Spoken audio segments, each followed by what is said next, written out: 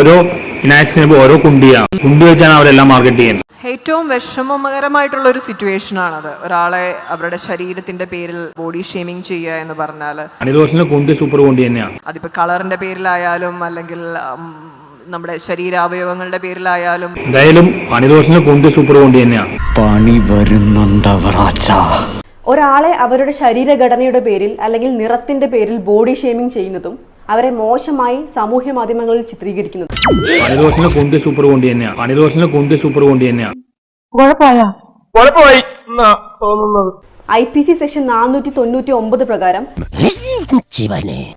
IPC section 499 പ്രകാരം വ്യക്തിഹത്യ അഥവാ ഡീഫമേഷൻ ആണ്. എന്ത് പറ്റിയടാ? ചായ നെറുകന്തലേ കയറി ബ്ലോക്ക് ആയതാ. വ്യക്തിഹത്യ അഥവാ ഡീഫമേഷൻ ആണ്. എന്താ ഉറക്കം വരുന്നു. 2 വർഷം വരെ തടവും പിഴയും ഇത് രണ്ടും ലഭിക്കാവുന്ന ഒരു ഒഫൻസ് ആണ്. ചുമ്മാ പറഞ്ഞായിരിക്കുമല്ലേ? ചുമ്മാ പറഞ്ഞതാ. അയാൾ ശരിക്കും പറഞ്ഞതായിരിക്കും. ഞാൻ എന്റെ ശരീരത്തിൽ ഭയങ്കര പ്രൗഡാണ്. കണ്ണീര് തുടച്ചിട്ട് പറ, കുറച്ചുകൂടി വിശ്വസിക്കാൻ തോന്നുന്നല്ലേ. എനിക്ക് ഉള്ളതെല്ലാം അത് എന്റെ തന്നെയാണ്.